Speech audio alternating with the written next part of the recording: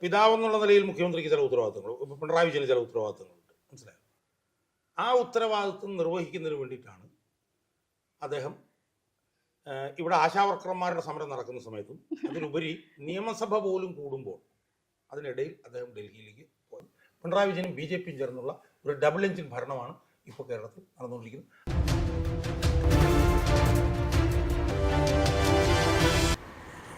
വസ്തുത ഇതാണ്.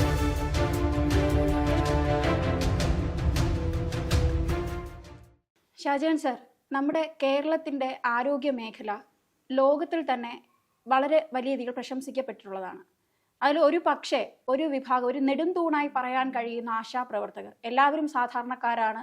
അവർ ഒരു ദിവസക്കൂലിക്കായി മാത്രം സെക്രട്ടേറിയറ്റിന് മുന്നിൽ കിടന്ന് നിലവിളിക്കുമ്പോൾ, മഴയത്തും വെയിലത്തും ഒക്കെ ഇരിക്കുമ്പോൾ നമ്മുടെ മുഖ്യമന്ത്രി പിണറായി വിജയൻ ഇന്ന് വരെ കേരളം കണ്ടിട്ടില്ലാത്ത, അതായത് കഴിഞ്ഞ 9 വർഷങ്ങൾക്കിടയിൽ ഇന്ന് വരെ കേരളം കണ്ടിട്ടില്ലാത്ത ഒരു പ്രത്യേക നീക്കവുമായി അങ്ങ് ഡൽഹിയിലെത്തി.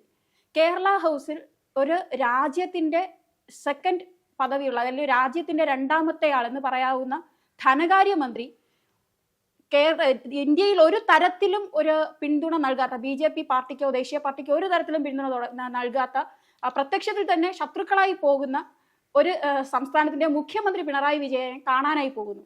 അവിടെ നിർമ്മല സീതാരാമനും മുഖ്യമന്ത്രി പിണറായിക്കും കാവൽക്കാരനായി നമ്മുടെ KV തോമസ് ഉണ്ട്. കൂടെ പോകാൻ ഒരു അർലേക്കർ ഉണ്ട്, നമ്മുടെ കേരളത്തിന്റെ ഗവർണറുണ്ട്. എന്തായിരിക്കും മുഖ്യമന്ത്രി പിണറായി വിജയനും നിർമ്മല സീതാരാമനും പറഞ്ഞ ആ രഹസ്യം എന്നുള്ളത് ഇപ്പോൾ വലിയ രീതിയിൽ ചർച്ച ആയിക്കൊണ്ട് വരികയാണ്. എന്താണ് അങ്ങേക്ക് തോന്നുന്നത്? അല്ലെ, നമ്മൾ ഇതിനകത്ത് കാണേണ്ട ഒരു കാര്യം എന്ന് വെച്ചാൽ, ഈ പിണറായി വിജയൻ മുഖ്യമന്ത്രി എന്നുള്ളതിലുപരി പിണറായി വിജയൻ ഒരു പിതാവാണ് എന്നുള്ള കാര്യം നമ്മൾ പ്രത്യേകിച്ച് ഓർക്കണം. കാരണം കുടുംബം, നമ്മൾ ഏത് സ്ഥാനം വഹിച്ചാലും ഏറ്റവും പ്രധാനപ്പെട്ട ഒരു ഘടകം കുടുംബമാണല്ലോ. അപ്പോൾ മുഖ്യമന്ത്രിയായിരുന്നു കൊണ്ട് പാർട്ടിയുടെയും സംസ്ഥാനത്തിൻ്റെയും ഒക്കെ താല്പര്യങ്ങൾ സംരക്ഷിക്കുന്നതിനേക്കാൾ ഉപരി ഒരു പിതാവെന്നുള്ള നിലയിൽ മുഖ്യമന്ത്രിക്ക് ചില ഉത്തരവാദിത്തങ്ങൾ, ഇപ്പോൾ പിണറായി വിജയന് ചില ഉത്തരവാദിത്തങ്ങളുണ്ട്, മനസ്സിലായോ? ആ ഉത്തരവാദിത്വം നിർവഹിക്കുന്നതിന് വേണ്ടിയിട്ടാണ് അദ്ദേഹം ഇവിടെ ആശാവർക്കർമാരുടെ സമരം നടക്കുന്ന സമയത്തും അതിലുപരി നിയമസഭ പോലും കൂടുമ്പോൾ അതിനിടയിൽ അദ്ദേഹം ഡൽഹിയിലേക്ക് പോയത്. അങ്ങ് പറയുന്നത് വീണ വിജയന്റെ പ്രശ്നങ്ങൾ പരിഹരിക്കാനുള്ള ഒരു നെട്ടോട്ടത്തിലാണോ പിണറായി? അത് മാത്രമാണ്, അത് മാത്രം. കാരണം നമുക്കറിയാം 2022-23 മറ്റാണ്, 23 മറ്റാണെന്ന് തോന്നുന്നു, ഈ ഇന്ററിം സെറ്റിൽമെന്റ് ബോർഡിന്റെ ഒരു വിധിന്യായം വന്നിരുന്നു. ആ വിധിന്യായത്തിൽ പറഞ്ഞിരുന്നത് 1,72,00,000 രൂപ ഇയാളുടെ മകളുടെ നേതൃത്വമുള്ള എക്സാലോജിക് എന്ന് പറഞ്ഞ കമ്പനി CMRL എന്ന് പറഞ്ഞ കരിമണൽ കർത്താവ് നടത്തുന്ന കമ്പനിയിൽ നിന്ന് വാങ്ങിയിട്ടുണ്ടെന്നുള്ളത് കൃത്യമായിട്ട് അതിനകത്ത് പുറത്ത് വന്നതാണ്. അതൊരു സേവനവും ചെയ്യാതെയാണ് പണം വാങ്ങിയത് എന്നുള്ളത് സംബന്ധിച്ച് അവരുടെ ആ കമ്പനിയുടെ ആളുകളുടെ മൊഴിയും അത് സംബന്ധിച്ചുണ്ട്. അതന്ന് പുറത്തു വന്നു. അതിനെ തുടർന്ന് പിന്നെ കോർപ്പറേറ്റ് മന്ത്രാലയത്തിന്റെ, ഇപ്പൊ ഈ നിർമ്മലാ സീതാരാമന് കീഴിലുള്ള, ഞാൻ അതിലേക്ക് വരുന്നുണ്ട്, അവരുടെ കീഴിലുള്ള കോർപ്പറേറ്റ് മന്ത്രാലയം അത് സംബന്ധിച്ച് അന്വേഷണം ഏർപ്പെടുത്തിയ അവസരത്തിൽ തന്നെ, കാരണം വെച്ചാൽ ആ 1,72,00,000 രൂപ കൊടുത്തിട്ടുണ്ടെന്നുള്ള ഇൻകം ടാക്സിന്റെ റെയ്ഡിലാണ്. അത് അന്വേഷണം ഏർപ്പെടുത്തിയപ്പോൾ തന്നെ ആ അന്വേഷണം റദ്ദാക്കണമെന്ന് പറഞ്ഞ അയാളുടെ മകൾ കേരള ഹൈക്കോടതിയിൽ പോയി. കേരള ഹൈക്കോടതി അവരുടെ ആവശ്യം തള്ളി, മനസ്സിലായില്ലേ? അതിനെ തുടർന്ന് അവർ കർണാടക ഹൈക്കോടതിയിൽ പോയി. കർണാടക ഹൈക്കോടതിയും അവരുടെ അന്വേഷണം തള്ളി. അതിനെ തുടർന്ന് പലതരത്തിൽ അന്വേഷണം റദ്ദാക്കാനായിട്ട് കേരള ഹൈക്കോടതിയിൽ പലതവണ അവർ ശ്രമിച്ചു. ഇൻഡസ്ട്രിയൽ ഡെവലപ്മെന്റ് കോർപ്പറേഷൻ വഴിയൊക്കെ തന്നെ ശ്രമിച്ചു. ഇവിടെ ഒന്നും ശ്രമിച്ച് കഴിഞ്ഞില്ല. അതിനെ തുടർന്ന് SFIOയുടെ അന്വേഷണം വീണ്ടും വന്നു. അത് തടയാൻ പലതവണ നോക്കി, അതൊന്നും കഴിഞ്ഞില്ല. അവസാനം SFIO അന്വേഷണം പൂർത്തിയാകുമ്പോൾ ഇവരതിനകത്ത് അവരുടെ കൃത്യമായ റോള് പുറത്തു വരുമെന്ന് കണ്ടതിനെ തുടർന്നിട്ടാണ് CMRLനെ കൊണ്ട് ഡൽഹി ഹൈക്കോടതിയിൽ ഈ അന്വേഷണം റദ്ദാക്കണം എന്ന് പറഞ്ഞിട്ട് ഒരു കേസ് കൊടുപ്പിക്കുന്നു. ആ കേസ് നടന്നുകൊണ്ടിരുന്ന അവസരത്തിൽ കോർപ്പറേറ്റ് മന്ത്രാലയവും എനിക്കൊന്ന് ഇൻകം ടാക്സ് ഡിപ്പാർട്ട്മെന്റ് SFIOയും ഒക്കെ തന്നെ തങ്ങൾ ഇതിൽ അന്വേഷണം പൂർത്തിയാക്കിയെന്നും അതിൽ ഇയാളുടെ മകളുടെ പങ്ക് വളരെ കൃത്യമാണെന്നും പറഞ്ഞുകൊണ്ട് അവർ ഡൽഹി ഹൈക്കോടതിയിൽ റിപ്പോർട്ട് കൊടുത്തു, മനസ്സിലായില്ലേ? അപ്പോൾ സ്വാഭാവികമായും CMRL SFIO അന്വേഷണം റദ്ദാക്കണം എന്നും പറഞ്ഞ് ഡൽഹി ഹൈക്കോടതിയിൽ കൊടുത്തിട്ടുള്ള ആ കേസിൽ ഈ അന്വേഷണം തുടരാം എന്ന് പറഞ്ഞൊരു വിധി വന്നാൽ ഒരു സംശയവും വേണ്ട, ഇയാളുടെ മകൾ ചോദ്യം ചെയ്യപ്പെടും. ഇതിനുള്ളിൽ തന്നെ രണ്ടോടെ ചോദ്യം ചെയ്യും. ഇയാളുടെ മകൾ അറസ്റ്റ് ചെയ്യപ്പെടാനുള്ള സാധ്യത തന്നെ വളരെ വലുതാണ്. അപ്പം അതുകൊണ്ട് തന്നെ ഈ ഡൽഹി ഹൈക്കോടതിയുടെ ഈ വിധി വരുന്നത് എങ്ങനെയും തടഞ്ഞേ കഴിയും. പിതാവായ പിണറായി വിജയൻ അത് തടഞ്ഞേ മതിയാവും. മനസ്സിലായി? അത് കഴിഞ്ഞിട്ടാണ് മുഖ്യമന്ത്രിയും പാർട്ടി പോളിറ്റ് ബ്യൂറോയൊക്കെ അച്ഛനെന്നുള്ള ഉത്തരവാദിത്തം കഴിഞ്ഞിട്ടാണല്ലോ വരുന്നത്. അപ്പൊ അതുകൊണ്ട് അത് തടയണം. ഇപ്പൊ ഡൽഹി ഹൈക്കോടതിയിൽ അതിന്റെ അവസ്ഥ എന്താ? ഡൽഹി ഹൈക്കോടതിയിൽ അതിന്റെ വാദം മുഴുവൻ കഴിഞ്ഞിട്ട് അത് ജഡ്ജ്മെന്റിനായി റിസർവ് ചെയ്തിരിക്കുക. ജഡ്ജ്മെന്റിനായി റിസർവ് ചെയ്തത് ഡിസംബർ 23-നാണ്. ഡിസംബർ 23-ന് ജഡ്ജ്മെന്റ് റിസർവ് ചെയ്ത ആ വിധിന്യായം 2-2.5 മാസം കഴിഞ്ഞിട്ടും അത് പുറത്തു വന്നിട്ടില്ല. മനസ്സിലായില്ലേ? ആ സന്നിഗ്ധ ഘട്ടത്തിലാണ് ഈ കൂടിക്കാഴ്ച അവിടെ നടക്കുന്നത്. ഈ ഒരു കാര്യം ഇത് പറയുമ്പോൾ ചിലപ്പോൾ പ്രേക്ഷകർ ചിലപ്പോൾ തെറ്റിദ്ധരിക്കപ്പെടാം. കോടതിയുടെ ഏതെങ്കിലും ഭാഗത്തുള്ള ഒരു സ്വാധീനമല്ല, ഈ കേന്ദ്രം എങ്ങനെയാണ് ഇതിന് ഇടപെടൽ നടത്തുന്നത് എന്നുള്ളത്. ഞാൻ പറഞ്ഞത് ഡൽഹി ഹൈക്കോടതിയിൽ ഈ വിധിയുടെ വാദം കഴിഞ്ഞിട്ട് 2.5 മാസം കഴിഞ്ഞു. മനസ്സിലായില്ലേ? ഡൽഹി ഹൈക്കോടതിയിലേക്ക് വിധിയുടെ വാദം കഴിഞ്ഞ സ്ഥിതിക്ക് പിന്നെ SFIക്കോ അല്ലെ കോർപ്പറേറ്റ് മന്ത്രാലയത്തിനോ ഡൽഹി ഹൈക്കോടതിയിൽ ഒരു ഏർലി ഹിയറിംഗ് പെറ്റീഷൻ കൊടുക്കാം. എന്തുകൊണ്ടാണ് ഇതിന്റെ വാദം കഴിഞ്ഞിട്ട് ഇതിന് വിധി പ്രഖ്യാപിക്കാത്തതെന്ന് ചോദിക്കുക. അവർ ചോദിക്കുന്നില്ല. അപ്പൊ ഈ ഒരു സന്നിഗ്ധ ഘട്ടത്തിലാണ്, മനസ്സിലായില്ലേ, ഈ ഒരു പ്രതിസന്ധി ഘട്ടത്തിലാണ് പിതാവായ പിണറായി വിജയൻ ഡൽഹിയിലേക്ക് പോകുന്നത്. ഇനി നമ്മൾ ഈ കൂടിക്കാഴ്ചയുടെ അതിൻ്റെ ഒരു സ്വഭാവം നമ്മളൊന്ന് പരിശോധിച്ച് നോക്കും. കൂടിക്കാഴ്ചയ്ക്ക് പ്രശ്നമൊന്നുമില്ല. കൂടിക്കാഴ്ചകൾ ഇതിനു മുമ്പും പലതവണയും നടന്നിട്ടുള്ളതാണ്. മുഖ്യമന്ത്രി പിന്നെ നരേന്ദ്രമോദിയെ കണ്ടിട്ടുണ്ട്, അയാൾക്ക് പൊന്നാട ഇട്ട് കൊടുത്തിട്ടുണ്ട്. ഒരു മിനിറ്റ്. പിന്നെ പിണറായി അതിനുശേഷം പിന്നെ നരേന്ദ്രമോദിയെ കണ്ടപ്പോഴത്തേക്കും മറ്റേ ശ്രീപത്മനാഭദാസന്റെ പ്രതിമ കൊടുത്തിട്ടുണ്ട്. അതിനുശേഷം കണ്ടു കഴിയുമ്പോഴത്തേക്കും ആറന്മുള കണ്ണാടി കൊടുത്തിട്ടുണ്ട്. ഇതൊക്കെ നമ്മൾ കണ്ടിട്ടുള്ളതാണ്. പിണറായി വിജയൻ പല മന്ത്രിമാരെ പോയി കാണുന്നതും നമ്മൾ കണ്ടിട്ടുള്ളതാണ്. പിണറായി വിജയൻ നിതിൻ ഗഡ്കരിയെ സ്ഥിരമായി പോയി കണ്ട് രഹസ്യ ചർച്ചകൾ നടത്തിയിരുന്നു. കാരണം നിതിൻ ഗഡ്കരിയെ ആയി ബന്ധപ്പെട്ടിട്ടാണ് നേരത്തെ ഈ കാര്യം. പക്ഷെ ആ ചർച്ച ഈ ചർച്ച നമ്മൾ വ്യത്യാസം എന്താണ്? ആ ചർച്ചകൾ എന്ന് പറയുന്നത് മുഖ്യമന്ത്രിയും മന്ത്രിമാരും പ്രധാനമന്ത്രിയെയും മന്ത്രിമാരെയും കാണാൻ പോകുന്നത് സാധാരണഗതിയിൽ അവരുടെ ഓഫീസുകളിൽ ചെന്നിട്ടാണ്. മനസ്സിലായി? പ്രധാനമന്ത്രിയാണ് അയാളുടെ ഓഫീസ്, മന്ത്രിമാരാണെങ്കിൽ അയാളുടെ ഓഫീസ്. എന്നാൽ ഇവിടെ എന്താ സംഭവിച്ചിരിക്കുന്നത്? ഇവിടെ ചരിത്രത്തിലാദ്യമായിട്ടാണ് ഒരു സർക്കാരിലെ 2ാം സ്ഥാനക്കാരിയായിട്ടുള്ള ഒരു ധനകാര്യമന്ത്രി ഒരു പ്രത്യേക സാഹചര്യവുമില്ലാതെ ഒരു പ്രതിപക്ഷ പാർട്ടിയുടെ മുഖ്യമന്ത്രിയെ കാണാൻ വന്നിരിക്കുന്നത്.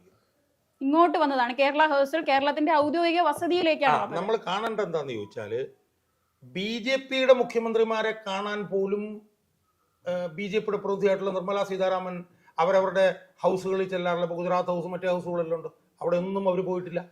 അങ്ങനെ പോകാതിരിക്കുന്ന സാഹചര്യത്തിലാണ് ഒരു പ്രതിപക്ഷ പാർട്ടിയുടെ ഒരു മുഖ്യമന്ത്രിയെ കാണാൻ ഇന്ത്യയിലെ മോഡി സർക്കാരിന്റെ 2ാം സ്ഥാനക്കാരിയായിട്ടുള്ള ധനകാര്യമന്ത്രി കേരള ഹൗസിലേക്ക് വരുന്നത്.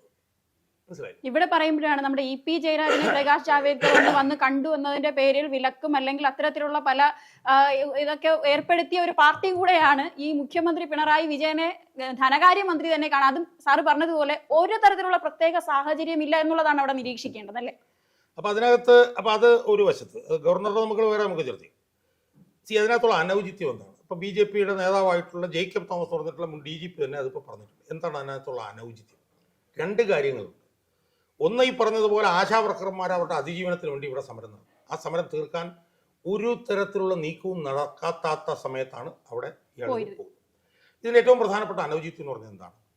SFIOയുടെ അന്വേഷണം നടക്കുന്നു. SFIOയുടെ അന്വേഷണത്തിന്റെ കുന്തമുന പിണറായി വിജയന്റെ മകൾക്കെതിരായിട്ടാണ്. SFIO നിർമ്മലാ സീതാരാമന് കീഴിലാണ്.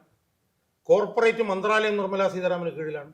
എൻഫോഴ്സ്മെന്റ് ഡയറക്ടറേറ്റ് നിർമ്മലാ സീതാരാമന്റെ കീഴിലാണ്. ഇൻകം ടാക്സും നിർമ്മലാ സീതാരാമന്റെ കീഴിലാണ്. അപ്പൊ പിണറായി വിജയന്റെ മകൾക്കെതിരെ നടത്തുന്ന 4 അന്വേഷണ ഏജൻസികൾക്കും ചുക്കാൻ പിടിക്കുന്നത് നിർമ്മലാ സീതാരാമനാണ്.